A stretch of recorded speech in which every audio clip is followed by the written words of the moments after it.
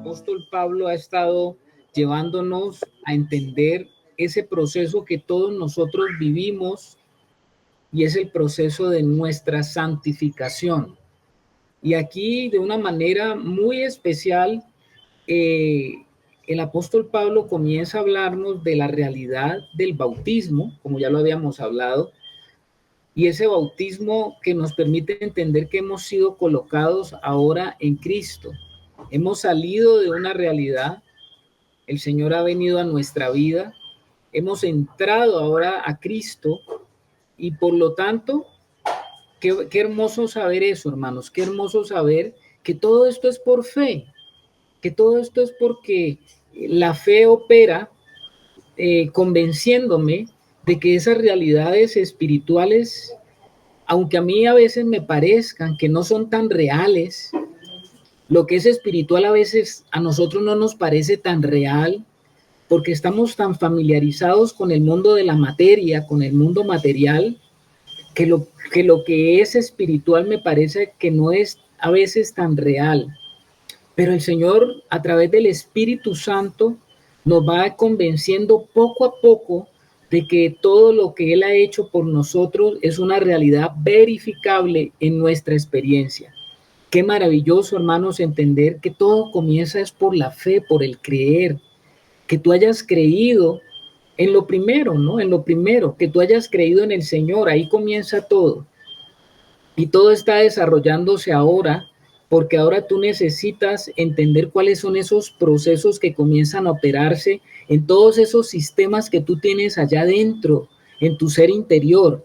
El ser interior está lleno de una cantidad de sistemas operativos que son ahora en la nueva realidad ajustados a la realidad de Dios. Y eso es maravilloso, comenzar a entender cómo es ese proceso. Ese proceso de cambio en nuestra alma, de transformación en nuestra alma, es lo que se conoce con el nombre de la santificación. Ya Pablo había hablado bastante y habíamos dicho sobre la justificación, cómo fuimos justificados nosotros con solamente haber creído, fuimos justificados. Ahora, como también seguimos creyendo, ahora somos santificados. Usted está siendo santificado, hermano. Usted está siendo santificado. Usted está siendo convencido en su alma, convencido en sus pensamientos, a que es necesario que usted crea que todo lo que el Espíritu Santo comienza a mostrar, a revelar, a enseñar, a animar, a exhortar, todo eso usted puede comenzarlo a tomar como una realidad para su vida. Son realidades que tienen que ver con el mundo espiritual y las cosas que son del Espíritu son eternas. Las cosas que son del Espíritu son eternas.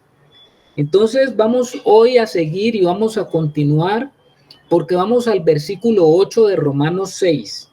Toma tu Biblia, hermano, y vamos a ir al versículo 8 porque ahí Pablo nos va a hablar de una de las realidades que tal vez para nosotros, por nuestra experiencia con la vida biológica es la vida de abajo, pero con nuestra experiencia en la vida biológica, pues a veces no logramos como captar toda la profundidad del significado de lo que Pablo va a decir en el versículo 8, porque Pablo va a decir de la siguiente manera, versículo 8, Romanos capítulo 6, versículo 8, va a decir Pablo, y si morimos con Cristo, creemos que también viviremos con Él. Qué tremendo esto. Fíjese lo que está diciendo el apóstol Pablo, hermanos. Y si morimos con Cristo, creemos que también viviremos con Él. Él está hablando de algo que sucedió en el pasado, algo que está, aunque él dice, creemos que también viviremos con Él, él como que lo lanza hacia el futuro, pero eso me está hablando más bien es de un presente continuo, lo que está pasando ahora en mi vida. Dice, y si morimos con Cristo, creemos que también viviremos con Él. O sea, si yo creo, ¿usted cree que murió con Cristo? Allá hace más de 2000 años usted murió con Cristo, hermano. ¿Usted cree eso?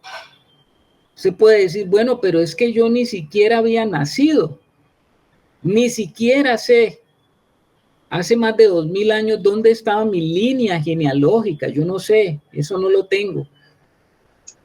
Eche usted para atrás y dígame hasta cuánto usted conoce de su línea genealógica. Algunos a lo mucho conocen a los tatarabuelos, han oído hablar de los tatarabuelos, ¿cierto? A lo mucho. Usted va a su abuelo, de pronto algunos han tenido la experiencia de conocer a un bisabuelo, ya más difícil es un tatarabuelo.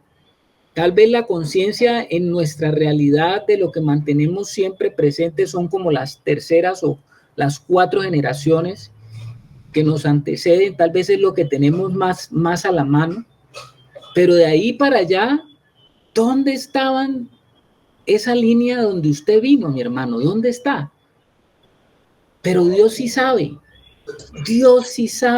de dónde viene usted.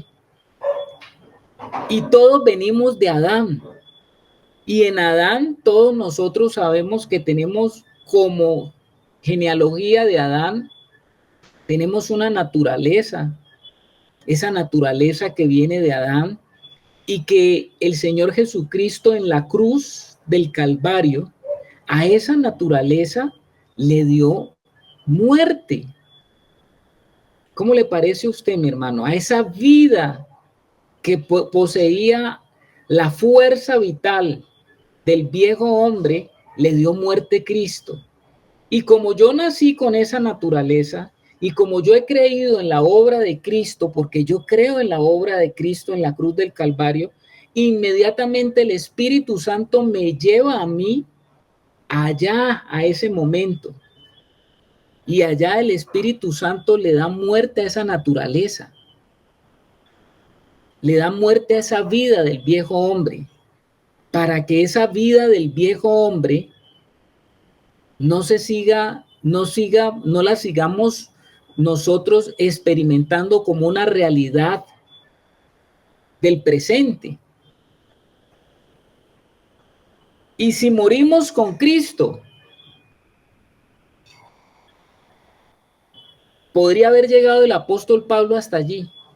Morimos con Cristo. ¿Queremos continuar en un estado de muerte? No, porque ¿qué es lo que queremos nosotros? Queremos vivir. Pero usted dice, pero yo estoy vivo. Sí, pero usted tiene que tener es la vida de arriba, la vida que viene de arriba. Esa es la que ahora nos mantiene y nos sustenta. Ya no vivimos por la vida de Adán, sino que ahora vivimos por la vida de Cristo.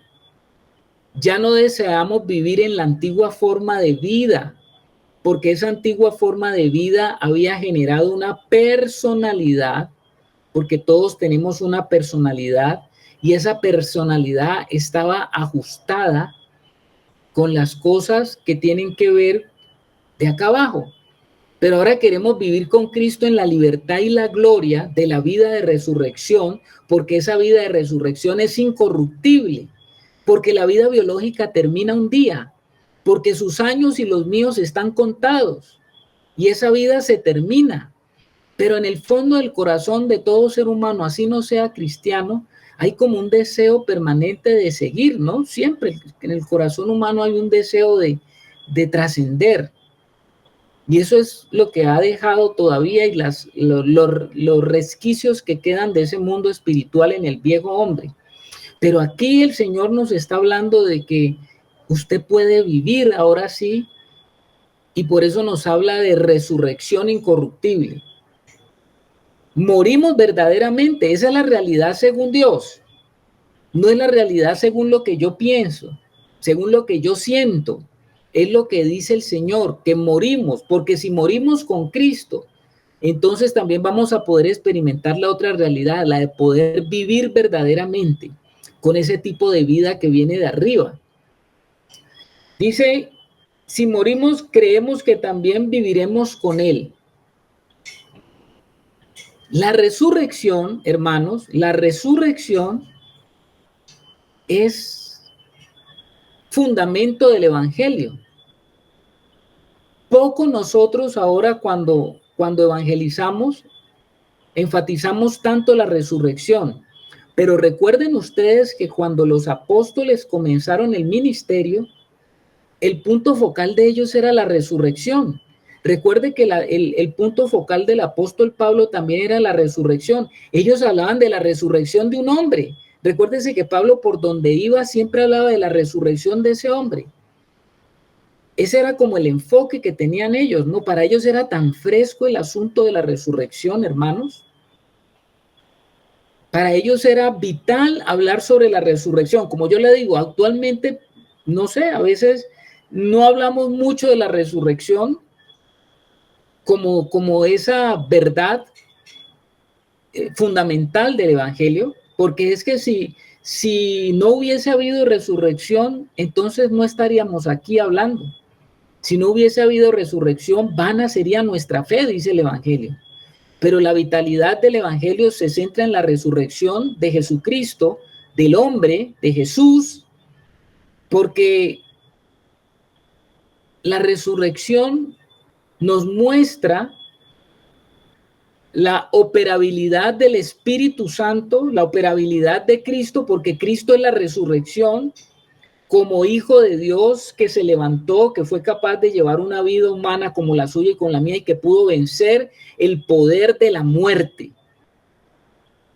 Preste atención a eso, hermano. ¿Por qué? Yo sé que existen muchas filosofías y religiones en la tierra, muchas formas, muchas interpretaciones de filosofías, muchas ideologías. Y como le digo, todas esas sustentan religiones, grandes doctrinas religiosas. Pero quiero decirle esto, ninguna de esas sustentos filosóficos, doctrinales, ninguna tienen el carácter vital de la vida de Cristo, que es la resurrección. Toda filosofía, toda ideología religiosa que da el hombre son ideas que son y pertenecen al mundo de lo caído, muy buenas a veces, muy bonitas, muy confrontantes a veces, ese deseo que aparece en las religiones de ser una mejor persona, pero las religiones lo único que hacen es cambiar y maquillar al viejo hombre, maquillarlo con buenas intenciones.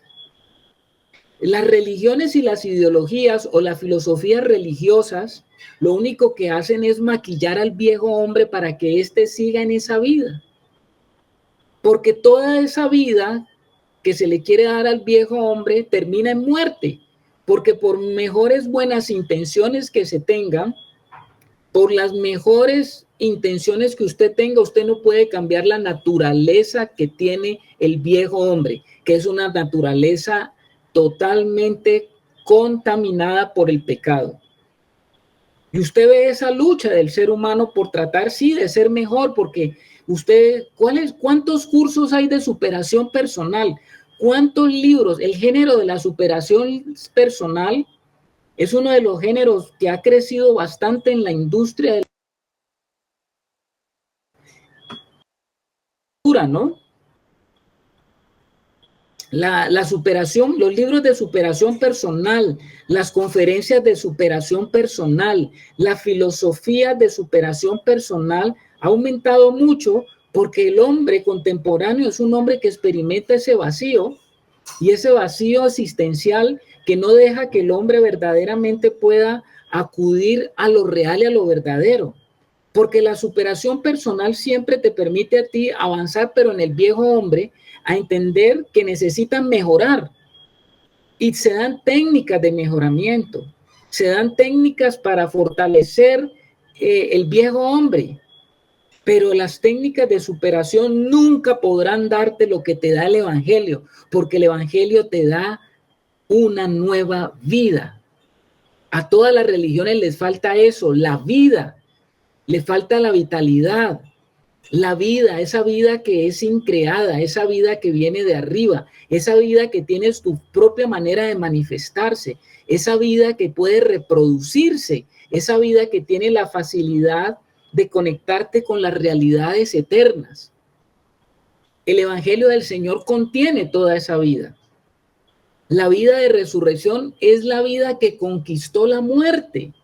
Entró en ella, permaneció allí durante cierto tiempo, pero después salió. Así que esa vida conquista la muerte y no solamente la conquista, sino la somete. Es por eso que se le llama vida de resurrección. El Evangelio de Cristo no solamente contiene, hermanos, vida, sino también el poder de la vida de subyugar, conquistar y anular la muerte. Es tremendo que podamos nosotros y que el Señor nos ayude a entender esto. Ustedes saben que cuando el Señor murió como mueren todos los seres que están aquí en esta tierra. Igual a Él se le dio una sepultura,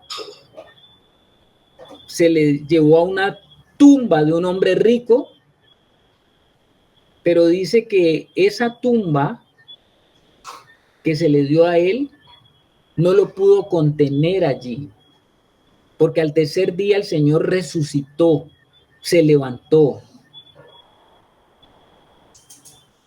No necesitó el Señor de que nadie lo resucitara. Preste atención a eso. No necesitó que nadie lo resucitara.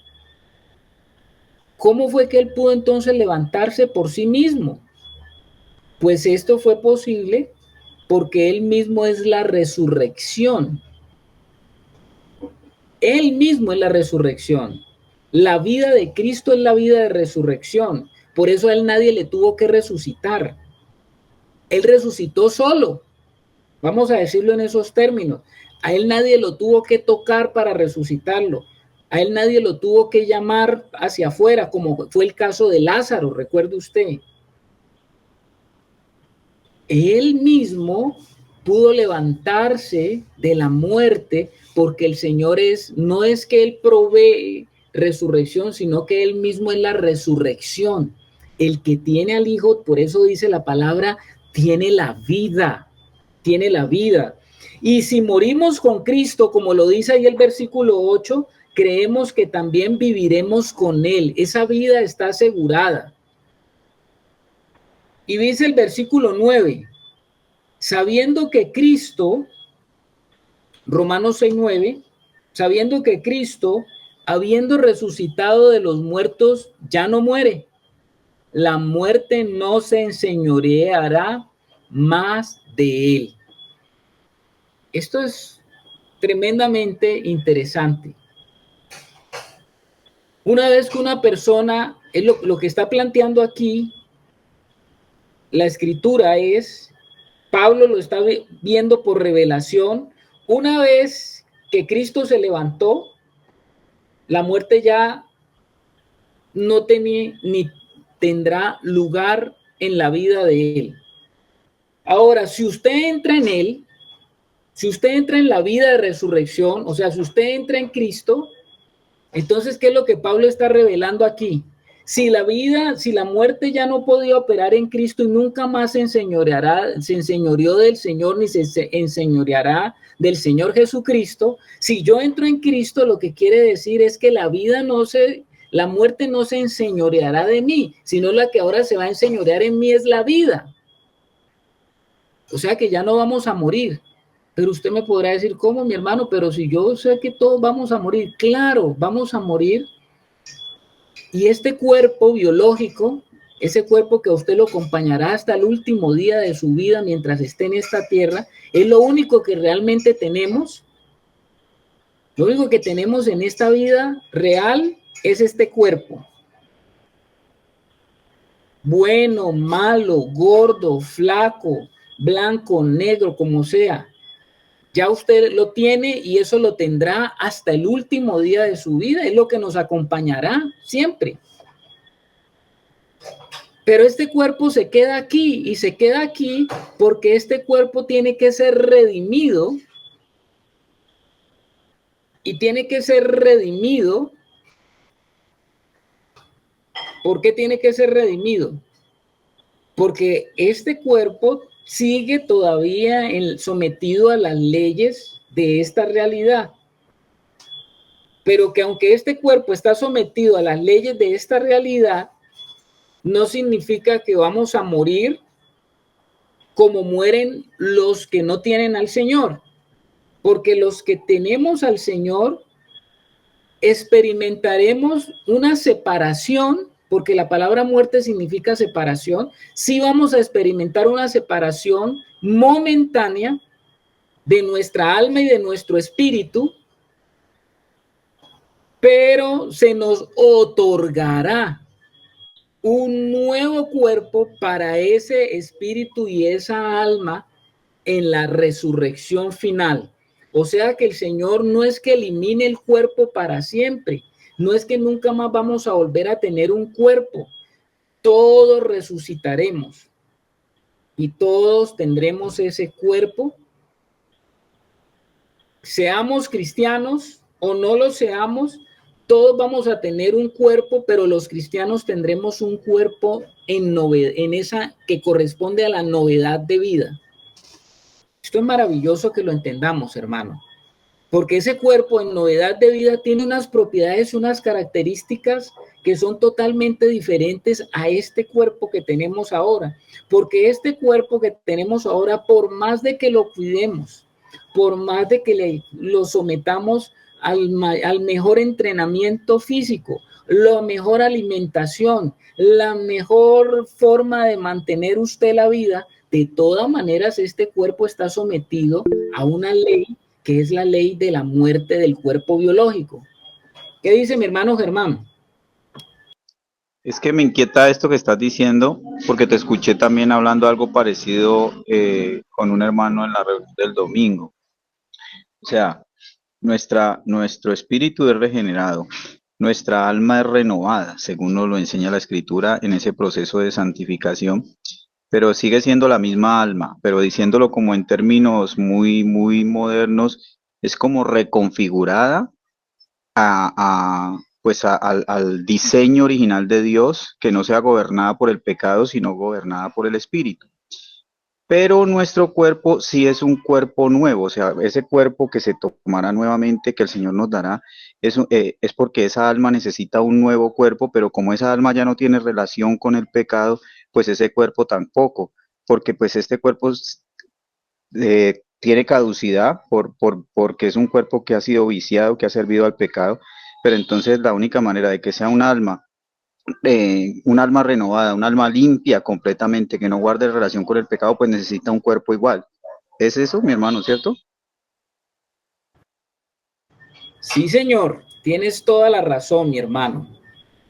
Cielo nuevo y tierra nueva, dice el Señor, donde ese cuerpo no estará sujeto más a lo que siempre ha generado el pecado en esta realidad, porque hasta que venga el cielo nuevo y la tierra nueva, el pecado ejercerá su poder en medio de esta tierra, y eso hace que todo lo que pertenece a la carne pues tiene que acabarse, deteriorarse, enfermarse y morir. ¿Qué dice el hermano Aldemar? Hermano, es que me llama la atención. Entonces, si nuestro cuerpo material muere y vamos a tener otro cuerpo, entonces ese cuerpo es el mismo cuerpo espiritual. Ese cuerpo, hermano Aldemar, es un cuerpo, no es espiritual, es un cuerpo físico que tiene unas características muy superiores a este cuerpo. No es un cuerpo espiritual en el sentido de que nosotros no vamos, en el cielo nuevo y la tierra nueva, no vamos a ser visibles, no. Vamos a tener un nuevo cuerpo con estas características, pero un cuerpo que nosotros no lo conocemos, no sabemos exactamente, completamente cómo es. Lo único que sabemos, por lo que la Biblia nos muestra, mis santos hermanos, es con el cuerpo que el Señor Jesucristo resucitó. ¿Recuerda usted cuando el Señor resucitó? El Señor era identificable porque era visible, tenía un cuerpo. Cuando Él se acercó a sus discípulos, les pidió de comer y comió. O sea que si Él hubiera sido algo así como transparente, pues ¿cómo usted iba a ver que Él estaba comiendo? La comida, ¿a dónde iba? ¿Cómo se veía la comida? No, era un cuerpo real, físico, pero glorificado. De tal manera que ese cuerpo glorificado que tenía el Señor tenía unas características que no puede tener este cuerpo físico. Acuérdense que cuando los discípulos estaban pensando, estaban adoloridos, estaban tristes, estaban muy deprimidos porque el Señor había muerto. De repente el Señor se aparece en medio de ellos, dice que todas las puertas estaban cerradas y dice que el Señor apareció en medio de ellos, como que pudo atravesar esa barrera física que era la puerta que estaba cerrada, y Él entró y estuvo con ellos. Y ellos lo vieron, y después le dijo a Tomás, toca aquí y mete tu dedo aquí, ¿se acuerda? Y pudo tocarlo. O sea que era un cuerpo, pero era un cuerpo con unas características que nosotros mismos no sabemos exactamente, pero por lo que dice la Escritura, es un cuerpo que sí podemos ver, tocar. Es un cuerpo, pero un cuerpo glorificado, con otras características, con otra manera de expresar lo que tiene dentro. No sé si le queda claro, mi hermano. Al hermano Aldemar, ¿no? Que estaba preguntando. Hermano, no, pues sigo con dudas, pero pues, ¿Cuál es tu no sé. duda? Mi hermano, es que, o sea, pues espiritual no puede ser porque pues obviamente sería algo que no vemos, ¿no?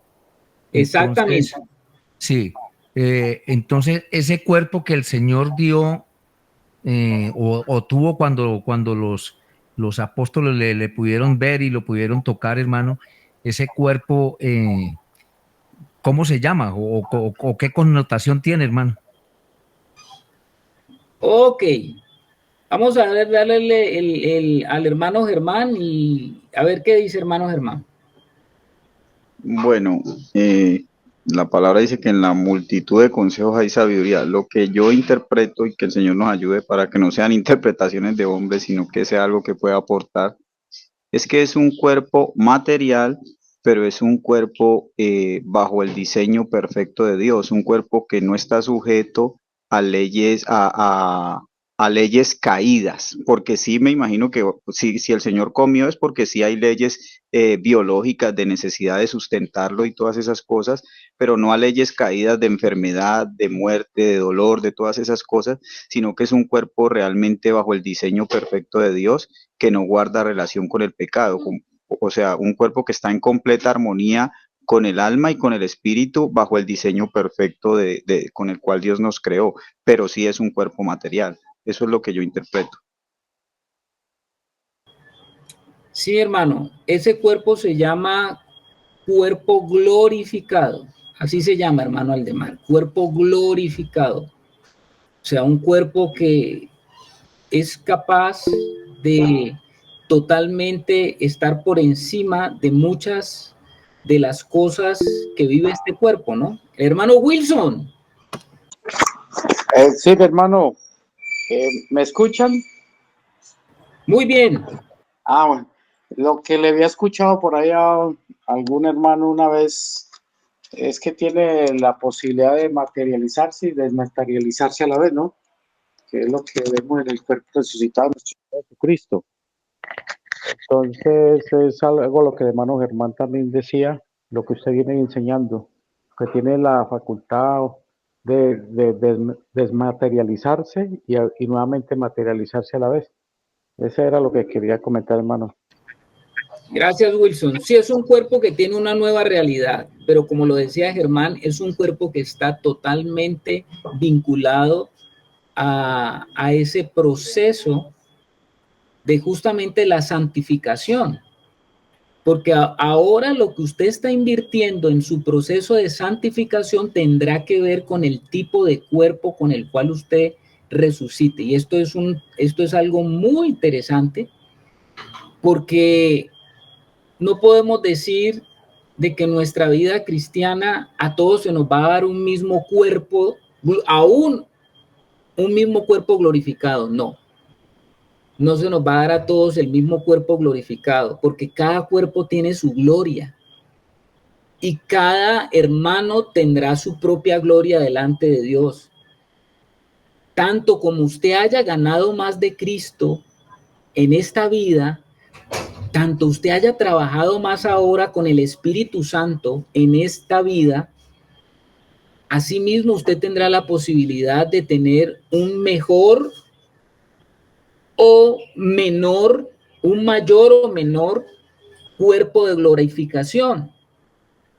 Este es un tema más profundo, que el apóstol Pablo habla un poco de eso en 1 Corintios 15, porque allí Pablo habla sobre ese cuerpo de glorificación. Él dice que una es la gloria del sol, otra es la gloria de la luna y otra es la gloria de las estrellas, y cada uno tendrá un cuerpo diferente de acuerdo a la inversión que usted haya hecho en esta vida en su proceso de santificación. Por eso es tan importante, hermano, que entendamos esto del proceso de la santificación, que tiene que ver con nuestra alma. Ya hablamos del espíritu, de la justificación. Pablo ya habló de la justificación, pero ahora Pablo está hablando de la santificación, y la santificación está directamente relacionada con la glorificación, y la glorificación tiene que ver con el nuevo cuerpo que podamos tener. Por eso es que el Señor dice: no trabajen por lo que perece, trabajen por lo que a vida eterna permanece. La hermana Lorena. Buenas noches, mis hermanos, el Señor les bendiga. Soy Angeli. Sí, Hola, para aquí Angeli. estamos los tres. Aquí estamos todos. Sí. Entonces, mis hermanos, yo quería comentarles que en cuanto a eso, con nosotros acá en familia también han surgido muchas de esas preguntas, ¿no? ¿Cómo será el cuerpo? Si seré joven o seré más anciana, o si tendría arrugas o no tendría arrugas, o cosas así muy, muy vanas, digámoslo. Pero volvemos como a esa cosa de que el Señor, hay algunos temas en la Biblia en los que decide callar más de lo que quisiéramos que Él callara, ¿no? Uno, por nosotros, que Él nos dijera si es que nuestros cuerpos van a brillar como brilló Moisés al bajar del monte Sinaí, o si es que nuestros cuerpos van a ser iguales, pero pues con nada diferente, lo mismo. Pero es como hemos aprendido en familia que hay que dejarnos como deslumbrar y maravillar con aquello que el Señor va a darnos. Así como no sabemos todo por completo acerca de esa nueva Jerusalén, sabemos muy poquitos detalles y quisiéramos saberlo todo, pero es como dejarnos que el Señor llegue el momento y el Señor nos dé sorpresas, porque creo que el Señor eso es algo que le gusta hacer mucho, y es que el ser humano aprenda a confiar en Él, a esperar pacientemente en Él y a saber que a pesar de que no tengamos todas las respuestas, confiamos en que nuestro Dios es bueno, su plan es bueno, y en su debido tiempo, cuando ya llegue el momento y tengamos esos cuerpos pues absolutamente glorificados, como mis hermanos están diciendo, podamos disfrutar y decir: wow, mira, así es como son, qué chévere, y maravillarnos y darle gloria a Dios como debe de ser. Amén. Amén. Amén. Amén. Bueno, amén, amén. Sí, Señor, como dice nuestra hermanita Angeli, hay muchas sorpresas, pero hay otras cosas que sí han sido reveladas, y esas cosas que son reveladas es las que estamos hablando, de que hay diversidad de glorificación en los cuerpos. Oh, hermanos, si entendiéramos esto, o si pudiéramos nosotros entenderlo y podríamos decir: ¿qué es lo que usted quiere más allá? ¿Qué es? ¿Hacia qué le apunta? El Señor Jesús decía eso: no trabajen por lo que perece, sino lo que vida eterna permanece. Si hay algo que estamos trabajando ahora es justamente en eso que tiene que ver con nuestra glorificación. No es la misma la gloria del apóstol Pablo que la gloria de cualquier cristiano. No es la misma. Y sí, Señor, hay diversos niveles, así como hay en los... Mire usted, si Él dice que una es la gloria del sol, otra es la gloria de la luna y de las estrellas, mire usted cuál alumbra, aunque Ángeles sí decía eso, pero sí es importante de ver cuál alumbra, ¿no? ¿Cómo estrella una luz? Hay estrellitas que poco alumbran, hay otras que alumbran más. Y eso tiene que ver con el grado de glorificación de nuestro cuerpo. ¿Qué dice el hermano Germán? Me parece que lo que tú estás diciendo es muy fundamental. Y bueno, también lo que nos compartía Angeli, pues también creo que tiene mucho que ver con que el Señor quiere guardarnos de una codicia que no nos vaya, o sea, que nuestra intencionalidad no sea nada de lo que queramos alcanzar por algo que queramos codiciar para nosotros. Lo que realmente tenemos que cada día anhelar más nosotros es al Señor, porque Él es nuestra vida, Él es nuestra realidad. Y en la medida que yo me hago uno con Él, pues todas las cosas pasan a ser añadiduras en la medida que yo entro en esa obediencia al Señor. Entonces me parece muy valioso el comentario también de la hermanita en cuanto a eso, ¿no? Como esa confirmación, sin dejar de lado lo que tú estás diciendo del ejemplo de las estrellas, y eso ya llegará de acuerdo a las recompensas que el Señor dará a cada quien por la disposición de cada corazón de ser más lleno del Señor cada vez más. Amén. Amén. Yo sé que todos ahora, mis amados, sufrimos en este cuerpo, ¿no? Hay lloro en este cuerpo.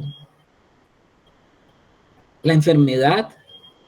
En estos días una hermana colocaba esa reflexión acerca de la enfermedad. No, bueno, ¿y por qué nos enfermamos?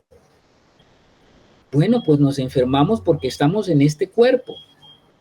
Y este cuerpo está sometido todavía a unas condiciones.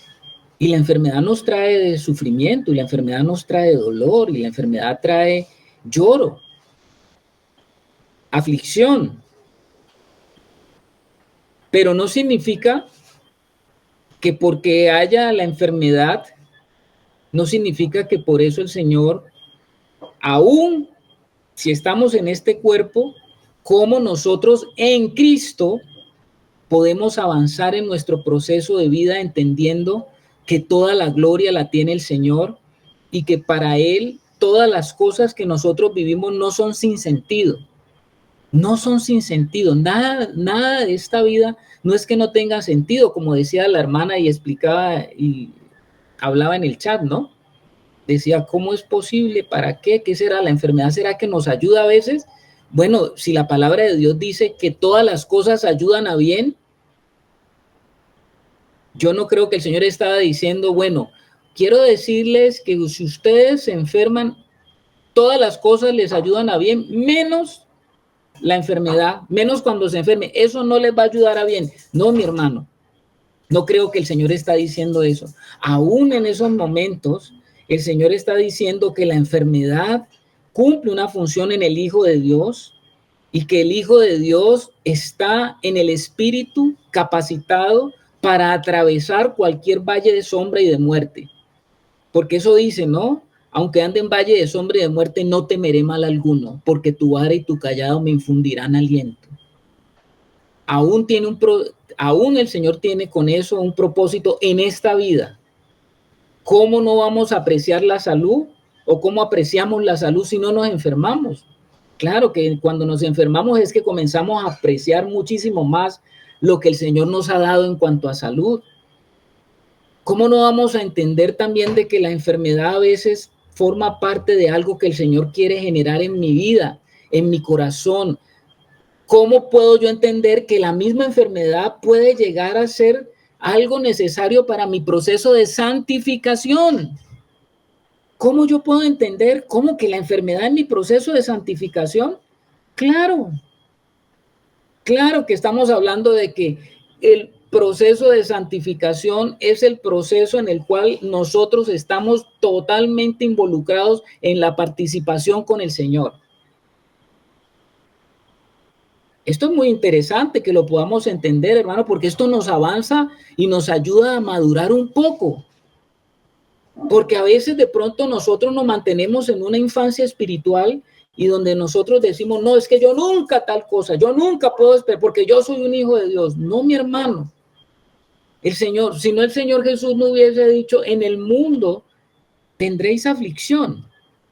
Y la enfermedad hace parte del proceso de aflicción. Hermano. Carlitos, la escritura habla de que la iglesia es el cuerpo de Cristo. Y aquí estamos viendo una relación del cuerpo de cada creyente con un nivel de glorificación de acuerdo al grado de santidad. Entonces, pienso que toda esta oposición que hay en este mundo, toda esta condición de pecado, todo esto que se presenta que no es conforme al Señor, pues en la medida que la iglesia tome la forma espiritual que tiene que tomar el cuerpo de Cristo, pues la gloria del Señor también se va a manifestar. Entonces es una iglesia que va a tener la capacidad en un mundo caído de manifestar esa gloria, así como habla de que de forma individual nuestros cuerpos van a manifestar esa gloria de Dios, pues la iglesia de forma corporal está llamada a manifestar la gloria de Dios en medio de un mundo caído, venciendo todas esas cosas sujetos al Señor. Creo que eso guarda una relación una cosa con otra. Bueno, sí, es el proceso de lo individual y de lo corporativo, ¿no? De lo corporativo. Y yo sé que el Señor está adelantando muchas cosas, hermano, para este final de los tiempos, donde vamos a ver muchas cosas más que tienen que ver con este proceso de glorificación.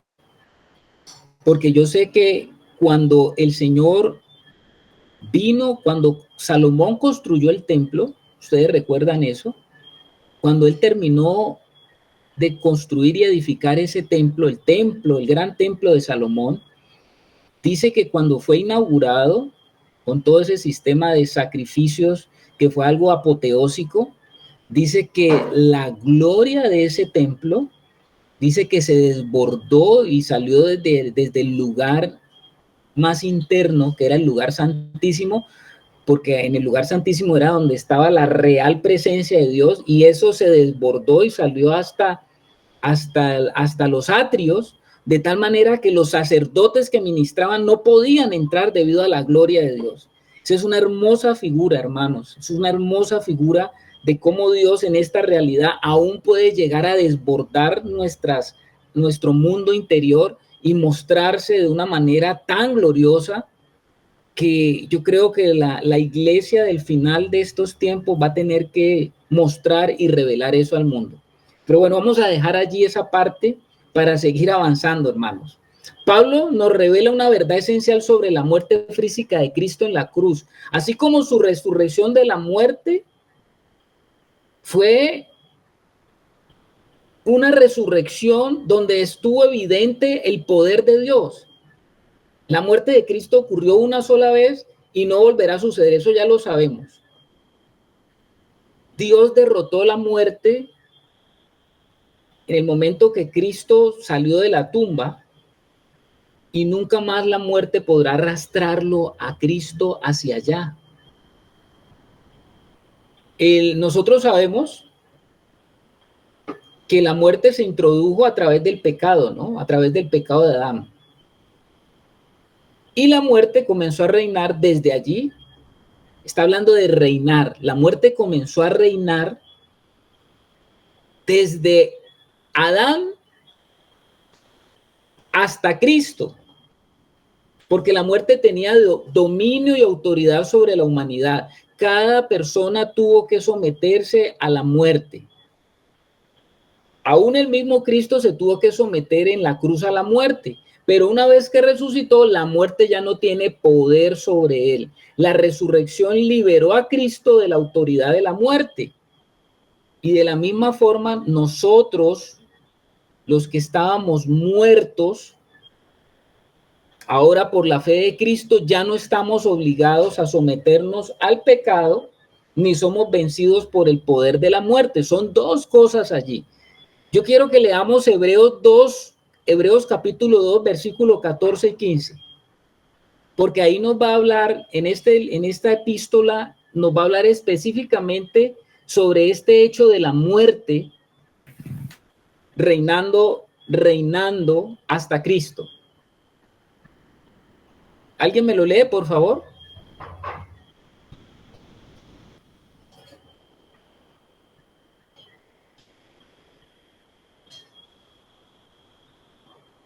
¿Cuál es el versículo, Carlitos? 14 y 15. Hebreos 14 y 15, ¿qué capítulo? Perdón, es No, que estaba escribiendo algo. Hebreos 2, versículo 14 y 15. Hermano, dice, debido a que los hijos de Dios son seres humanos hechos de carne y sangre, el Hijo también se hizo carne y sangre, pues solo como ser humano podía morir y solo mediante la muerte podía quebrantar el poder del diablo que tenía el poder sobre la muerte, que tenía el poder sobre la muerte. Únicamente de esa manera el Hijo podía liberar a todos los que vivían esclavizados por temor a la muerte. ¿Cómo les parece a ustedes, hermano, lo que está diciendo allí la palabra de Dios? Debido a que los hijos de Dios son seres humanos, porque los hijos de Dios son criaturas de carne y hueso. A partir de Cristo, los hijos de Dios son criaturas de carne y hueso. Recuerde que la Biblia hablaba antes de los hijos de Dios y casi en la mayoría en el antiguo pacto, cuando se hablaba de los hijos de Dios, pues había una referencia mucho a los ángeles. Son pocos los versículos que no lo manifiestan de esa manera, pero en el nuevo pacto a nosotros sí se nos llama hijos de Dios. Y dice ahí, como lo leyó ahora el hermano Aldemar, debido a que los hijos de Dios son seres humanos hechos de carne y sangre, el Hijo también se hizo de carne y sangre, pues solo como ser humano podía morir y solo mediante la muerte que él padeció podía quebrantar el poder del diablo, quien tenía el poder sobre la muerte. Oh, lo que está diciendo la Escritura, ¿no? Porque todos los que mueren quedan separados de Dios. Y entonces los que morían desde después de Adán, pues todos de todas maneras quedaban separados de Dios. No iban a la presencia de Dios. No iban. Acuérdese usted la parábola de, no es la parábola, la enseñanza que dio el Señor sobre Rico y Lázaro. ¿Se acuerda de esa enseñanza? En esa enseñanza se habla que cuando la gente moría, iban todos al Seol. Todos iban al Hades. Tanto los que eran justos como los injustos, solo que los justos iban a un lugar allá en el Hades, que era el lugar que se llamaba el lugar de la consolación, que el Señor le llamaba eso el seno de Abraham, o sea, el seno de los de la fe, los que habían tenido fe, pero que de todas maneras la muerte, cuando ellos morían, iban allá. Había otro lugar en el Hades, otro compartimiento, el cual era separado por una cima, dice la palabra de Dios. La cima no es una montaña, sino que la cima, por el contrario, es un gran abismo de separación entre los que estaban en el seno de Abraham y los que estaban al otro lado, que están en el lugar de tormento, en el mismo Hades. Dos compartimientos en el Hades, pero todos los que morían en el antiguo pacto iban a ese lugar. Eso es lo que el Señor está diciendo, ¿no? O sea que estaban separados de todas maneras de Dios, pero iban a ser consolados. Cuando el Señor Jesús vino, esa situación cambió. ¿Por qué cambió esa situación? ¿Por qué creen ustedes que cambió esa situación? A ver, le pregunto a la sala, ¿por qué creen ustedes que cambió esa situación?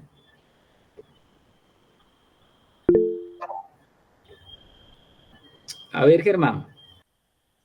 Por lo que acabamos de leer, mi hermano, porque el Señor al participar de carne y sangre y al vencer la muerte, por la muerte no poderlo retener por no hallar pecado en él, pues le arrebata las llaves de ese lugar, ¿no? Al que tenía el imperio, que dice que es a Satanás. O sea que ya por decir así, la autoridad sobre eso la tiene es el Señor. Pues no sé al final de pronto si no lo explico bien, pero creo que es consecuencia de esto que acabamos de leer en este versículo 14. Sí, señor, es consecuencia de lo que estamos leyendo, efectivamente. Es lo que está diciendo allí, es que cuando Cristo descendió a ese lugar, Él pudo sacar a todos los que estaban en ese lugar y trasladar ese lugar, cambiarle de posición a ese lugar. Ahí está Anita escribiéndonos, ¿no? La diferencia entre cima y cima, cima con C y cima con S. Efectivamente, ese grande lugar de separación que nos habla es una cima con C, que es un hundimiento. O sea, hay una separación entre los unos y los otros, pero cuando el Señor vino, cuando el Señor descendió, ese lugar, los justos que estaban allí fueron sacados de ese lugar y fueron llevados a la presencia del Padre. Entonces ahí vamos entendiendo que ese lugar, cuando vino el Señor, ya quedó clausurado, esa parte, sigue abierta la otra parte, pero aún el Señor ya tiene las llaves para poder tener el flujo de los que van a un lugar y van a otro lugar. Ya no es el diablo el que tenía de pronto esas posibilidades, dice que por el temor a la muerte, dice, el diablo tenía el poder sobre la muerte. Únicamente de esa manera el Hijo podía libertar a todos los que vivían esclavizados por el temor de la muerte. Entonces, usted se da cuenta, mi santo hermano, claro, el Señor vino a hacer una obra maravillosa allí y vino a nosotros a permitirnos ser librados de ese temor a la muerte. Pero ¿desde qué punto de vista ese temor a la muerte? Porque, a ver, porque usted puede hoy en día, sabe que muchos incrédulos parece que no tuvieran temor a la muerte, ¿no? Usted ha oído las historias de los famosos pilotos kamikaze de la Segunda Guerra Mundial, que ellos, con tal de cumplir su objetivo, eran férreos en cumplir su objetivo, así cumplir su objetivo les significara a ellos morir. O sea, ellos iban en esos aviones y si ellos en un momento dado ya no podían, si quedaban sin municiones o ya no tenían combustible para devolverse a una base, ellos lo único que hacían es cumplir su objetivo. ¿Y cuál era el objetivo? Inmolarse. Ellos se volvían como un proyectil, ¿no? Lo que pasó como en las Torres Gemelas, que los mismos radicales extremistas se inmolaron. Y usted decía, bueno, pero ellos no tenían temor a la muerte, entonces había otros que no tenían temor a la muerte. Pero ¿de qué temor se está refiriendo acá el Señor a la muerte? ¿De qué temor? ¿De qué temor está hablando el Señor? Nosotros sabemos que el Señor y sus discípulos, sus seguidores, muchos murieron. Muchos murieron. ¿Cómo murieron muchos de los hijos de Dios? A ver, ¿ustedes qué saben de esa parte de la historia? ¿Cómo murieron muchos hijos de Dios? Torturados, mi hermano. Aserrados, Ajá, decapitados. ya. Crucificado, se habla de que Pedro murió crucificado, pero en forma contraria, que porque, pues eso es lo que he escuchado, ¿no? Como tradición, porque él dijo que él no era digno de ser crucificado de la misma manera que el Señor. Ok. ¿Cómo fueron ellos liberados del miedo a la muerte? O de ese temor. Pues tanto los lectores a la carta, porque esto que estamos leyendo lo estamos leyendo en la carta a los hebreos, porque los hebreos estaban sometidos a gran presión, eran cristianos convertidos, o sea, eran judíos convertidos, ellos estaban allí también siendo en ese momento perseguidos y muchos de ellos corrían peligro de muerte.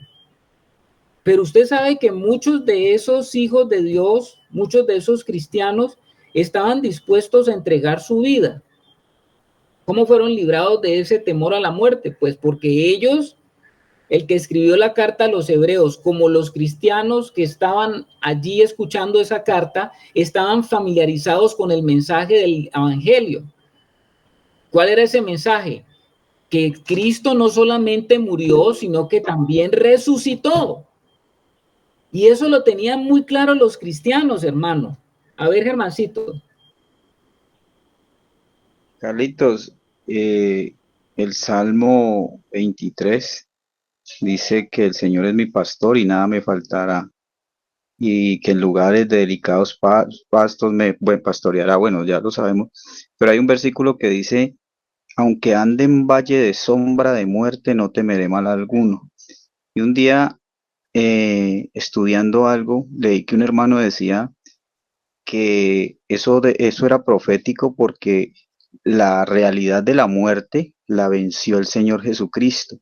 Entonces que cuando el Señor es nuestro pastor, cuando nosotros estamos permaneciendo en el gobierno del Espíritu, cuando Él es el que nos sustenta, cuando Él es nuestra vida, pues nosotros lo único que nos puede venir a nosotros es la sombra, pero que la realidad ya la venció el Señor. Entonces creo que estos hombres por el Espíritu entendieron eso.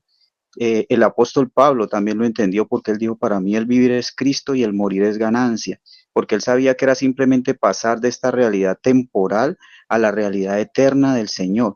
Y bueno, para mí me pareció precioso como este hermano lo interpretó, de que era la sombra porque la realidad ya la había vencido el Señor. O sea, ellos sabían que había una muerte eterna y una separación eterna de Dios, pero que la vida y la muerte están en las manos del Señor. Entonces creo que eso es algo que tiene que llenarnos de gozo y ayudarnos a vencer todos esos temores. Amén, Germán. Amén. A ver qué Ana Milena tiene levantada la mano. A ver, Anita.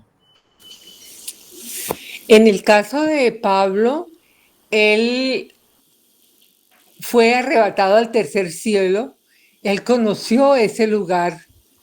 Entonces eran tan inmensos y tan grandes los goces celestiales, cosas que ojo no vio, ni oído oyó, ni han subido en corazón de hombre, son las que Dios tiene preparados para los que le aman. Entonces él las vio y al verlas, pues se dio cuenta que lo de acá era basura. Así que él tenía esa gran ventaja, ¿no? Los demás, pues lo supieron por revelación y por fe, lo creyeron por fe y tuvieron revelación de la inmensa ganancia que era Cristo por sobre todas las cosas. Eso quería Ok, decir. ok, Anita, sí, señora.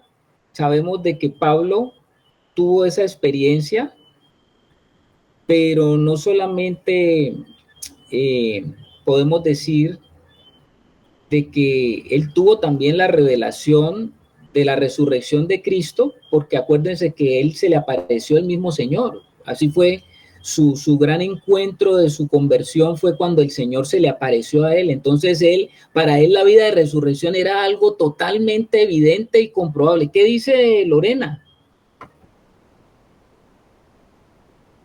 Mis hermanos, Angeli, quería decirles acerca de este versículo que algo que me llamó muchísimo la atención es lo que al final, ¿no? Que esperen lo leo para que estemos más claros.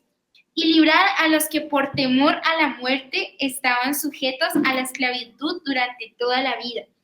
Yo pensaba en eso de que hoy en día hay muchas personas, me gusta ver como los avances científicos y todas estas cosas, y de hecho estaba viendo a un hombre que está haciendo un experimento, es un multimillonario y él está haciendo un experimento para poder quedarse más joven y como trascender más generaciones, como vivir eternamente, digámoslo así.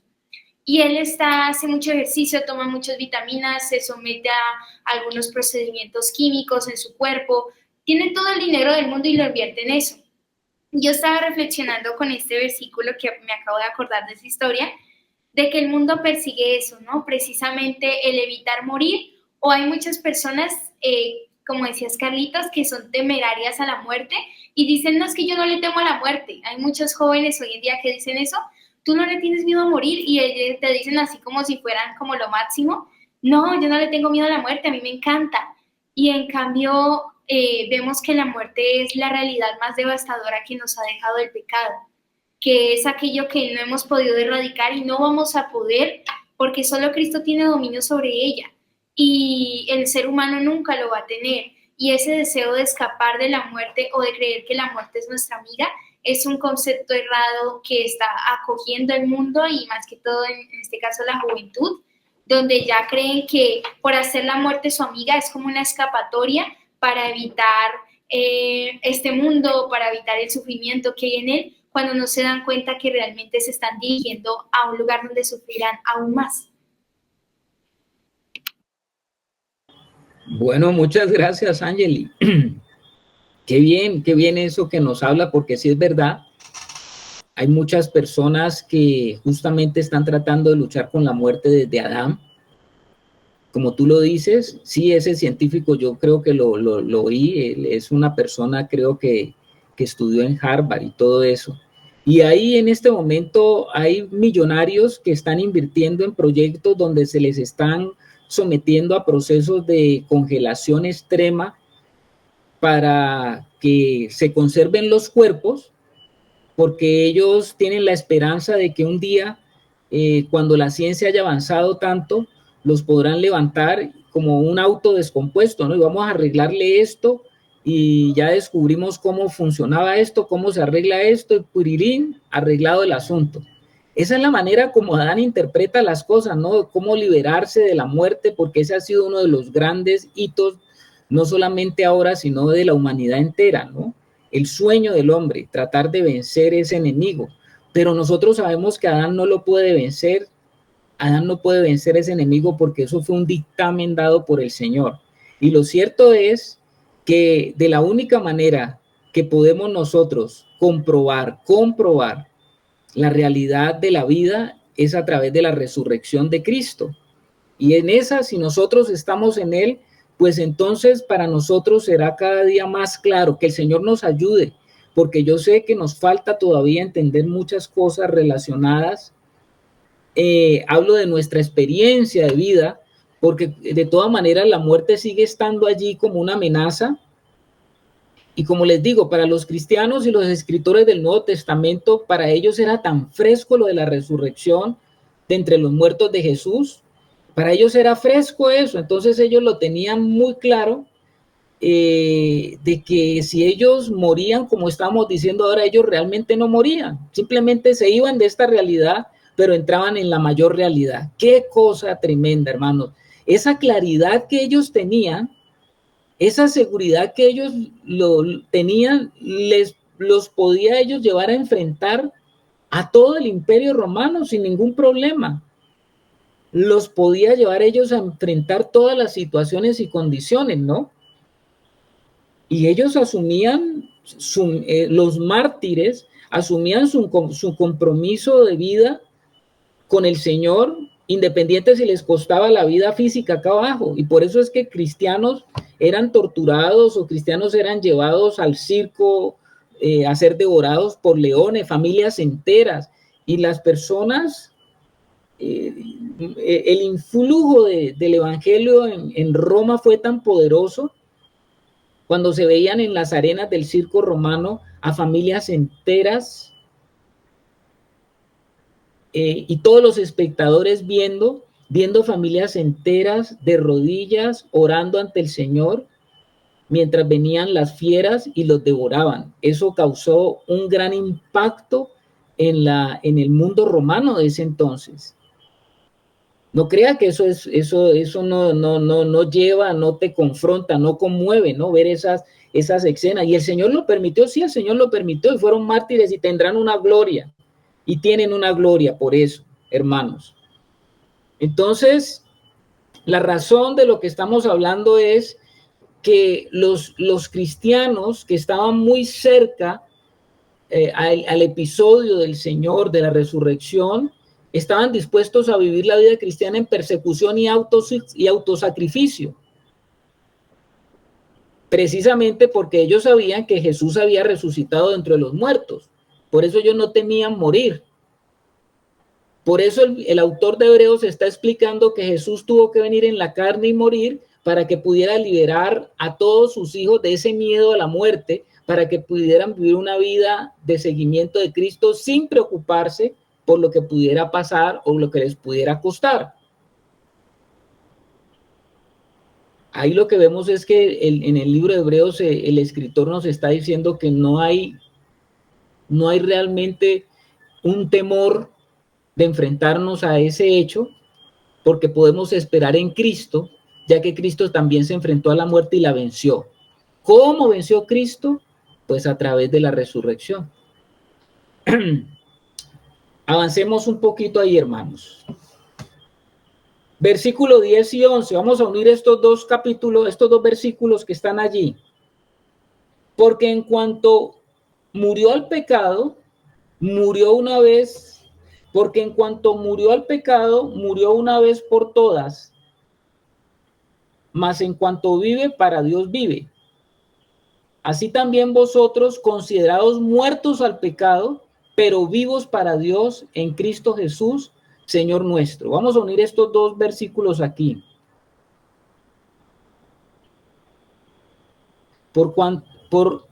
Porque en cuanto murió al pecado, murió una vez por todas, mas en cuanto vive, para Dios vive. Así también vosotros, considerados muertos al pecado, pero vivos para Dios en Cristo Jesús, Señor nuestro. Nosotros sabemos que el Señor Jesús, que es la resurrección y la vida, murió al pecado en nuestro lugar una vez y para siempre. Cristo ahora vive en el centro de la persona y de la voluntad de aquel que es el fuego consumidor de Israel, en el Padre eterno. Ahora, si nosotros estamos dispuestos, óigase bien, si estamos dispuestos a renunciar a ese derecho de preservar nuestra vida biológica adámica, si estamos dispuestos a preservar, a renunciar a nuestro derecho de preservar en esa vida que heredamos, ¿qué va a pasar? Si elegimos en cambio entrar en la realidad de la muerte de Cristo en la cruz, muriendo a toda forma de pecado, entonces nosotros también nos volvemos elegibles para tomar nuestro lugar en el centro de la persona y la voluntad de aquel que es el fuego consumidor, nuestro Padre Celestial. No sé si me hago entender, hermanos. ¿Sí me hice entender? ¿Estamos claros? Carlitos, pues esa es la aplicación de que el Señor dice que el que pierda su vida por causa mía y del Evangelio la hallará. Sí, señor. Carlitos, ¿puedes repetir lo último que dijiste, por favor? A ver. Hay una vida que nosotros tenemos, que es la vida que tenemos de la vida adámica, esa vida que está en nuestro espíritu, que esa es la vida que nos produce a nosotros sostenernos en la vida biológica. Pero si nosotros estamos dispuestos a entrar en la muerte de la cruz con Cristo, muriendo a toda forma de pecado, entonces nosotros igualmente como el Señor nos volvemos elegibles para tomar ese lugar en el centro de la persona y la voluntad de aquel que es el fuego consumidor. Yo lo dije ahora, Cristo vive en el centro de la persona y de la voluntad de aquel que es el fuego consumidor. Entonces nosotros también podemos entrar en esa realidad. Ahora estamos verdaderamente vivos. Ahora estamos en casa de Dios. Estar en casa de Dios hace que valga la pena toda especie, vamos a decirlo así, como como dijo el Señor, de sufrimiento, de dolor. Por eso es que Pablo va a decir que nuestros problemas presentes o nuestros sufrimientos presentes no son dignos de ser comparados con la gloria que está por venir. Eso lo decía Pablo, ¿no? Ahora, ¿podemos considerarnos muertos al pecado verdaderamente? ¿Podemos considerarnos muertos al pecado verdaderamente? ¿Y cómo se evidencia esto en nuestra vida? Son preguntas que nosotros tenemos que franquearnos, ¿no? Es decir, ¿es verdad que estamos muertos al pecado? Porque eso lo viene diciendo Pablo.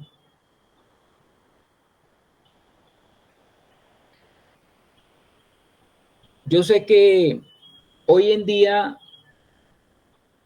esta predicación que está relacionada con el pecado no le gusta a muchos de la iglesia no le gusta oír eso, porque hay una mala interpretación de la gracia. Yo lo he dicho otras veces. Muchos cristianos pueden escuchar enseñanzas para la santificación, porque estamos hablando de santificación, en los cuales son amonestados a entregar áreas de su vida al señorío de Cristo, áreas de su vida que son pecaminosas. Si eso es entregar esas áreas, sabemos que no es fácil. ¿Y por qué no es fácil? Porque requieren autonegación. Entonces muchos oyen muchos mensajes de santificación, pero no estarían dispuestos a tomar decisiones de autonegación. Esto es muy importante, hermanos. Es decir, muchos les gustan los mensajes de santificación, cuando se habla de la santificación, que tenemos que entrar, que de nuestra vida tiene que salir muchas cosas que no agradan al Señor. Pero a la hora de la práctica, muchos no están dispuestos a entregar esas áreas. Por eso es que por allá Santiago decía, sed hacedores de la palabra y no tan solamente oidores, engañando a vosotros mismos. Yo creo que hoy la iglesia justamente está en esa realidad y adolece mucho de que se hable un mensaje de santificación, pero muy ligado al de negación. La base de la santificación nosotros sabemos que es el sometimiento a Dios. Nadie alcanzará la santificación sin sumisión. El proceso de la santificación continúa en nuestras vidas. Si asimilamos las verdades espirituales y admitimos que se cumple en nosotros la voluntad de Dios, nosotros estamos perseverando en ese proceso de santificación. Por eso es que yo les digo que la santificación es un proceso compartido. No es como la justificación. Recuérdense que en la justificación nosotros recibimos por creer, por gracia. Sí, yo recibí y ya, listo. Gracias, Señor. Por la fe creí. Pero la santificación, que tiene que ver con la operación de la salvación en mi alma, sí tiene un proceso donde yo tengo que estar dispuesto y disponible para el Espíritu Santo, para que el Señor pueda operar ese proceso en mí. Yo tengo que estar totalmente en ese acuerdo con el Señor. Ese proceso progresivo de la santificación en nuestras vidas no es algo que Dios realice separado de nosotros. Y eso es lo que no les gusta escuchar a las personas. Oh, sí, me gustan los mensajes de santificación. Ay, sí, tenemos que ser santificados, tenemos que dejar tantos pecados que hay en nuestra vida. Bueno, un día el Señor hará eso en mi vida. ¿Usted cree que es así el proceso de santificación, hermano? ¿Usted cree que nosotros podemos decir, sí, el Señor se encargará de eso un día? ¿Será así el proceso de santificación? Les pregunto a ustedes, ¿es así el proceso de santificación? No, hermano. ¿No? No, señor. ¿Por qué no? Tiene que haber un compromiso, tiene que haber una sujeción a nuestro Señor, a Cristo, hermano. Si nos sujetamos a Cristo, bajo ese gobierno, nosotros vamos a poderlo lograr, hermano. Pero cuando la gente nos excusamos en que tiene que pasar un tiempo y tienen que haber cosas, entonces ese proceso de santificación no lo estamos cumpliendo, mi hermano.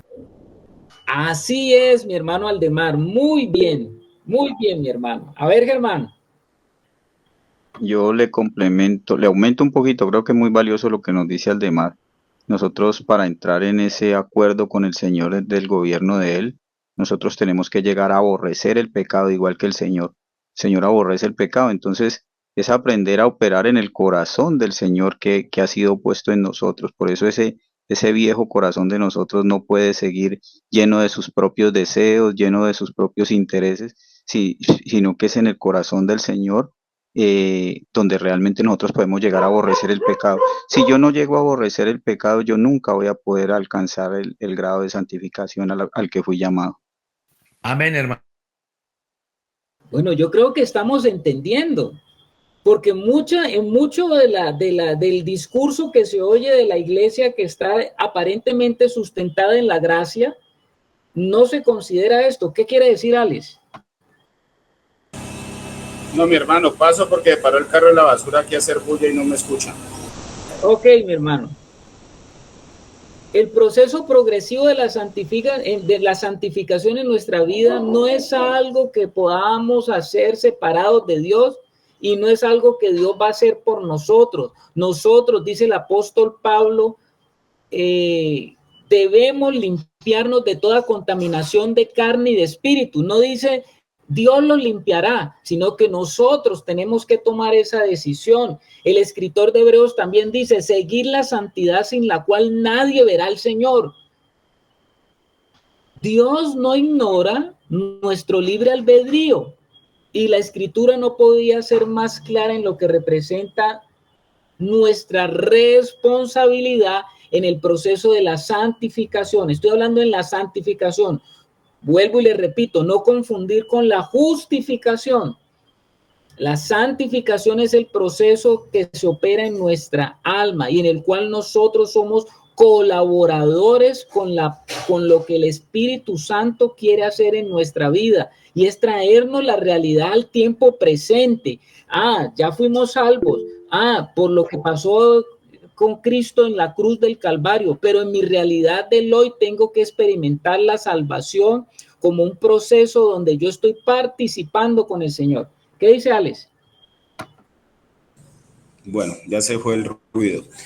Pues de lo que nos viene hablando el capítulo 6 de Romanos, que nos quiere hacer conscientes el Señor de que debemos de considerarnos muertos al pecado, pues ahí vemos las dos posiciones, ¿no? Incluso es fácil verlo en nosotros.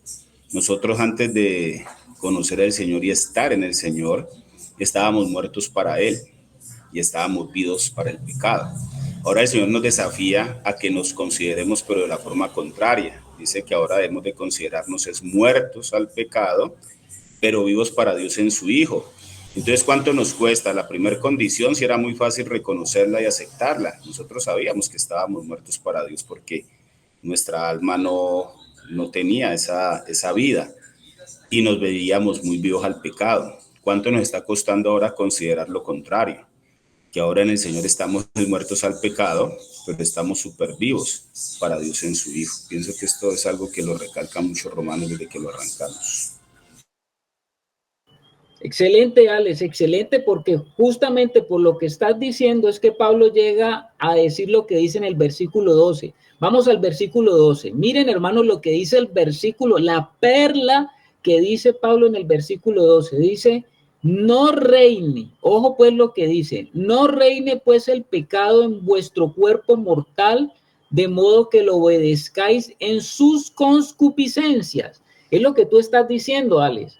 Pablo nos dijo que pensáramos en nosotros mismos como si ya hubiéramos muerto al pecado y ahora viviéramos por y para Dios, de la misma manera que Cristo murió por nuestros pecados y ahora vive por y para Dios. Ahora Pablo nos dice que no dejemos que el pecado reine o gobierne sobre nuestros cuerpos mortales. No debemos permitir que el pecado nos haga obedecerlo. Hermano, pero esto me parece como algo confuso. Yo sé que algunos pueden decir, esto me parece confuso porque ¿acaso Pablo no dijo que estamos muertos al pecado? ¿Acaso no ha dicho que el cuerpo de pecado ha sido eliminado y que hemos sido liberados del pecado cuando morimos con Cristo en el momento en el que confiamos en Él? Parece como contradictorio entonces que ahora Pablo está diciendo que no reine el pecado si él mismo dijo allí en Romanos 6:1, no nos ha dicho que, y en Romanos 6:6 no nos dice que el pecado está eliminado, Germán.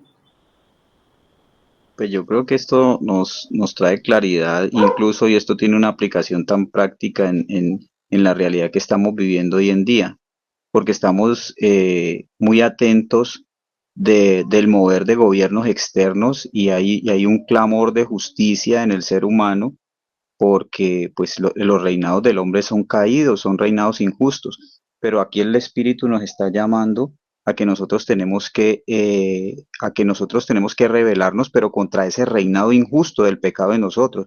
Dice que no no presentemos nuestros miembros al pecado, dice Pablo, ¿no? Entonces, mire, ustedes teniendo un rey justo, ustedes están desconociendo ese rey y ustedes están viviendo bajo el gobierno de un reinado totalmente injusto. Entonces, sí llama al Señor a una rebelión, pero en nuestro corazón contra ese reinado injusto, para que sea realmente establecido el Señor como el rey de nuestro corazón.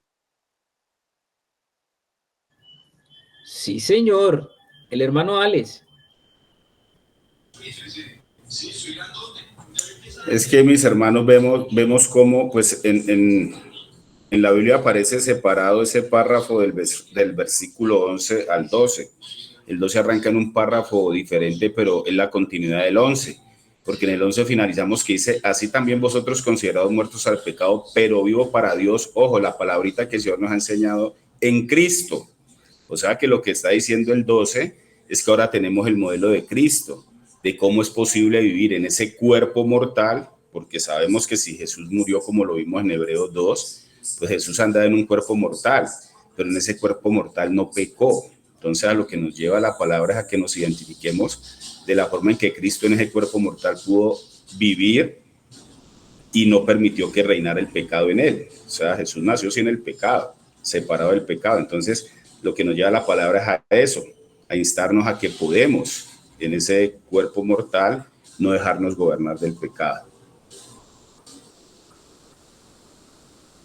Muy bien, hermanos. Yo creo que estamos cada día entendiendo, ¿no? ¿Cómo podemos entender esto como de una manera práctica? Vamos a verlo, pues, con un ejemplo. Es como si yo soy colombiano, ¿cierto? Y yo estoy sujeto a las leyes de Colombia, porque soy colombiano. Los que están en Ecuador, pues están sujetos a las leyes ecuatorianas.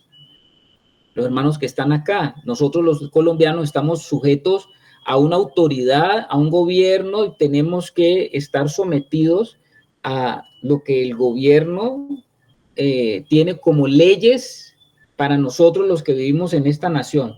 Pero cuando yo salgo de aquí y me voy para Ecuador, entonces ya entré en otro país donde hay otra autoridad, donde hay otro gobierno, de tal manera que estando en ese gobierno yo no puedo hacer las cosas que hacía aquí, bajo las leyes de aquí. Yo no puedo imponer las leyes de lo que yo vivía aquí, imponerlas allá, porque allá estoy bajo otro gobierno. De hecho, cuando yo estuve viviendo allá en el Ecuador, con mi esposa, con mis hijos, pues una vez en su falta de conocimiento, pues uno hace cosas que acá podía, pero allá no se podía.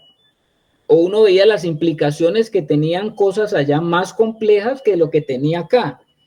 Pero uno en su ignorancia a veces, pues uno decía, pero pues sí, uno lo ve, uno acostumbrado a hacer las cosas acá, uno decía, bueno, ¿y acá por qué no se puede hacer esto? ¿Cuál es el problema? ¿O por qué así? ¿O por qué así? ¿Por qué opera la cosa acá así? Pues porque yo estoy bajo otro gobierno. En el momento que yo salí de aquí, de este país, y me fui a vivir a Quito, a Ecuador, pues estoy yo bajo otro gobierno. Ya las leyes colombianas, ya para yo transitar, para yo moverme, son diferentes. Entonces lo que nos está diciendo aquí el Señor es, bueno, yo te saqué a ti de una realidad, tú estabas bajo otro reino, yo te trasladé del reino de las tinieblas al reino de la luz. Ahora, el sistema operativo para acá de las leyes en mi gobierno son diferentes a las que tú te movías. ¿Y qué es lo que el Señor te dice? Yo quiero que tú te mantengas sometido acá a mi gobierno, para que no entres a las otras, no te devuelvas otra vez al reino de las tinieblas. Si el Señor nos sacó, quiere decir de que el reinado del pecado sobre nosotros, cuando estamos en Cristo, no tiene poder para nuestra vida. Si estamos en Cristo, estamos funcionando en otro reino, estamos funcionando en otro poder, no estamos bajo ese poder. Entonces lo que el Señor me está diciendo es, ahora tú ya estás en mí, ahora tú ya vives en mí, ahora tienes la realidad mía. Si estás en la realidad mía, no tienes por qué obedecer a ese otro reino. Yo sé, no sé si me hago entender, ¿no? Creo que sí. Amén, hermano, muy claro. Ah, bueno. Muy claro, Entonces, mi hermano. Y creo que ese gobierno del Señor no es como los gobiernos de hombres que tienen como embajada, o sea, eso es que estamos llamados, ¿no? Que no son como esos gobiernos de naciones que tienen embajada de otro país ahí, y esa es una soberanía. Porque si hay una embajada de otro reino ahí, pues es un reino que no es el del Señor. Entonces sería como un lugar de amnistía como para el pecado en nosotros. Creo que también se puede entender. algo así. Entonces, ¿cómo podría el pecado gobernarnos o hacernos obedecer sus pasiones? Pues la respuesta es simple. Nosotros hemos sido liberados de la autoridad que el pecado tenía sobre nosotros, pero no hemos perdido el deseo de pecar. He ahí el problema. Es como que yo me fui para el Ecuador, pero es que a mí me gustaban tanto las arepas colombianas y los buñuelos colombianos, pero allá en Ecuador no los encuentro, pero yo tengo los deseos allí. ¿Sí me hago entender? El pecado todavía nos atrae. Esa es una realidad que yo no puedo evadir, porque aunque ya la autoridad del pecado no está, yo no tengo por qué obedecer, pero mis miembros tienen y son seducidos por esa realidad. Y pueda que a veces para mí sea complicado entenderlo. Ya no somos esclavos del pecado, sino que podemos ofrecernos voluntariamente al Señor para poder vencer esa realidad, hermanos. Es fácil ver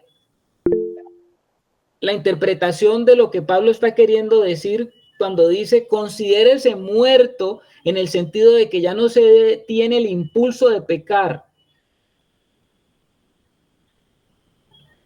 Bueno, vamos a hacer una pregunta allí. ¿Qué dice Anita? Carlitos, para añadir que todo esto lo podemos hacer con el poder del Espíritu Santo. Él es el que nos capacita para hacer el bien y nos da el poder para no pecar. No estamos solos, sino que tenemos a nuestra disposición el poder del Espíritu Santo para obedecer. Sí, Señor, pues claro, eso es lo que está diciendo el Señor, ¿no? Esta porción de considerarse muerto, hay muchos que la interpretan que debe tenerse como la parte donde dice considerarse muerto al pecado. Muchos creen que se trata de que ya no se tiene el impulso de pecar. ¿Ustedes creen que es eso lo que dice el apóstol Pablo cuando dice considérese muerto? No, Carlitos, es considerarse muertos. Yo leía la explicación de Watchman Nee y es un acto de fe en creer que eso está hecho. Ok. El hermano Arce y el hermano Ramírez. Yo lo que veo aquí, mis hermanos, es que el Señor sí sabe la confusión que se muestra en nosotros. Nosotros tenemos, incluso solo por la revelación del Espíritu Santo, es que nosotros logramos entender qué es la muerte. Ya sabemos que la muerte es separación. Entonces el Señor sabe que nosotros concebimos la muerte, es como esa muerte, pues cuando caemos infartados o el cuerpo muere.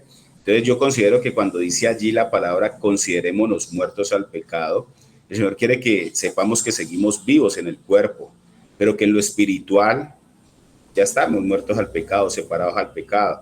O sea, tú decías ahora que el deseo de pecar no nos permite reconocer esa libertad, que seguimos seducidos por la realidad del pecado, pero es que el pecado murió en el viejo hombre. Entonces el Señor lo que quiere que nos demos cuenta es que esa muerte o esa separación es espiritual, esa muerte se dio fue con el viejo hombre, pero nosotros permanentemente le damos vida, porque pensamos que como estamos vivos en el cuerpo, pues es imposible dejar de pecar, cuando pues ya el Señor ha dicho de que eso quedó fue en el viejo hombre.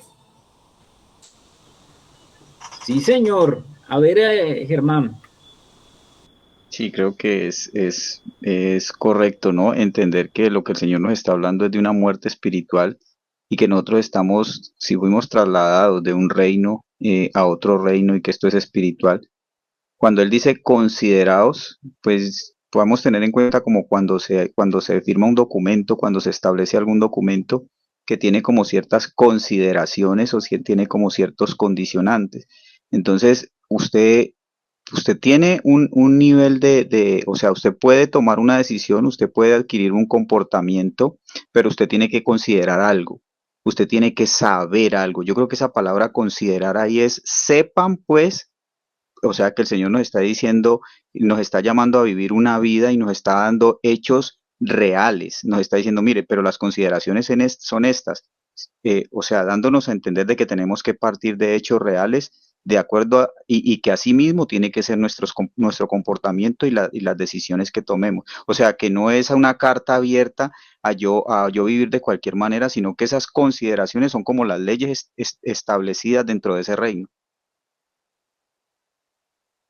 Sí, señor, mis hermanos. Fíjense que algunas personas cuando se habla de considerarse muerto, ellos lo que piensan es, no, ya lo que quiere decir es que el impulso de pecado, el impulso de pecar, estoy muerto a ese impulso. Y otros, por el contrario, dicen, lo que dicen es, bueno, estoy muerto, me considero muerto, eso tiene que ser que Dios ya no ve mi pecado. Yo he escuchado eso, ¿no? Que Dios ya no ve tu pecado. Como ya Él me ve muerto, entonces ya no ve mi pecado. ¿Será eso también cierto? ¿Que Dios ya no ve mi No, pecado? Por allá dijo el hermano Aldemar, no. ¿Ustedes qué piensan, hermanos? A ver, Alex. No, yo lo que quiero decir, mis hermanos, es que no sé pues, si todos estamos entendiendo lo mismo, pero es que el Señor aquí nos ha colocado la posta bien alta. ¿Por qué?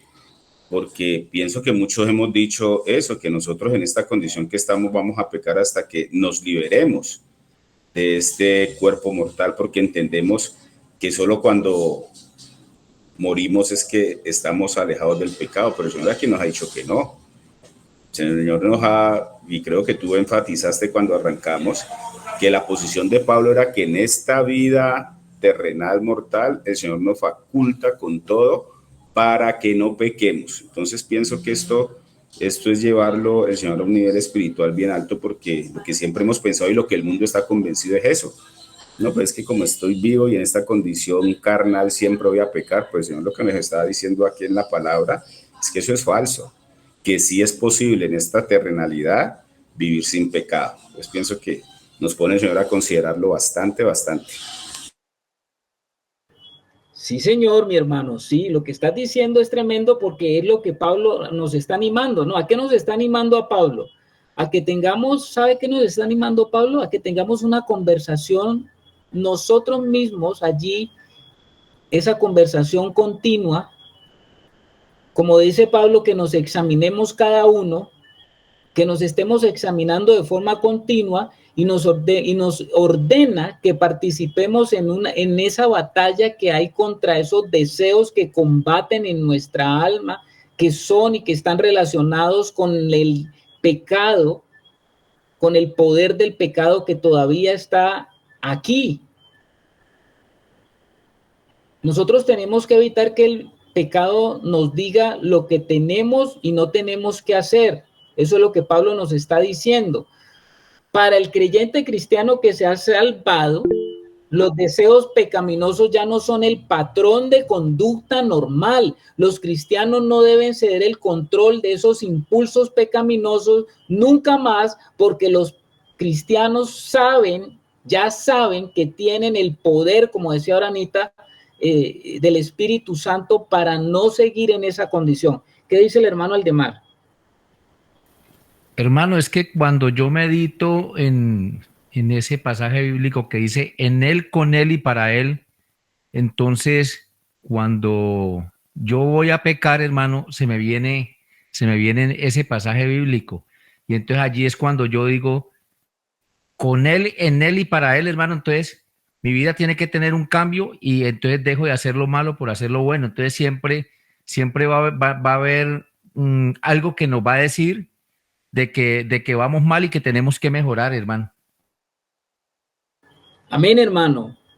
Lo que podría significar verdaderamente ese versículo cuando dice no reine el pecado, lo que puede significar es que debemos de tomar todas las medidas necesarias para dejar de pecar y estar completamente conscientes de que el pecado sí afecta mi relación con Dios.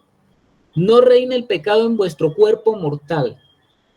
¿Cuántas doctrinas hay en las iglesias cristianas actuales que invalidan ese mandato, hermano? Usted ha escuchado, eres salvo por gracia, por lo que no es particularmente importante cómo te comportas. A esos algunos pensamientos errados, ¿no? Dios te ve a través de Cristo, así que no importa si pecas. Eso tampoco es real. Mientras estemos en el mundo tenemos que pecar. Es que nadie es perfecto. Claro, eso es verdad. Pero eso es la validación para que entonces podamos decir, ¿seguimos pecando?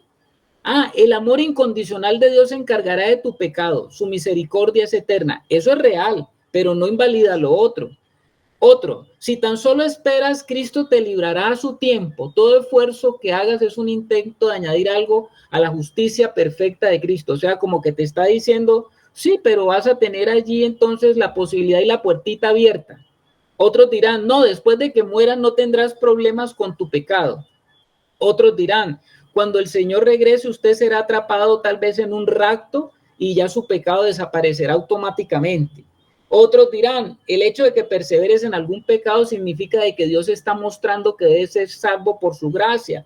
No puedes salvarte a ti mismo. Eso es verdad, pero es una verdad cierta, relativa. Entonces, hermano, el término reinar se relaciona con varios conceptos teológicos que Pablo está presentando como unos argumentos, ¿no? Unos argumentos. La muerte reinó como rey, pero la gracia reina como rey. El pecado reinó como rey. Pero la pregunta es, ¿quién está reinando hoy en tu vida? El creyente en Cristo tiene el poder de escoger. La tragedia para el individuo, para el hombre de la iglesia, es usted escoge a su yo o al pecado. ¿Quién está gobernando en tu vida?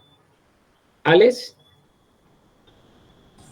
Es que hay un aspecto fundamental, mis hermanos, en la justificación.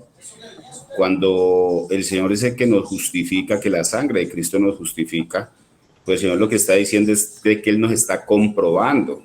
Él también nos está diciendo en eso, que Él nos está comprobando o está justificando que en el Padre es posible caminar sin pecado. O sea, está colocando Él el ejemplo, porque uno de los significados de la palabra justificar es ese, es probar, es comprobar algo. O sea, el Señor nos está diciendo que Él nos está comprobando que al caminar en el Padre como lo hizo Él, es posible que usted camine sin pecado, que nosotros caminemos sin pecado. Entonces la justificación también tiene esa connotación de que en Cristo nos está diciendo, mire, yo doy testimonio delante de ustedes que en mi Padre y con mi Padre es posible caminar sin pecado, porque pienso que la revelación grande hoy es que pues el Señor Jesús estuvo en carne y hueso y murió como hombre. O sea que Él caminó igual que nosotros sin pecado. Entonces la justificación también deja esa connotación, el Señor dando testimonio de que sí es posible caminar en este mundo como Él lo hizo. Amén. Hermano Germán. Carlitos, son las 9:10, pero bueno, esto ha sido precioso hoy. Yo recuerdo con lo que dice Alex, la escritura dice, todo lo que no proviene de fe es pecado.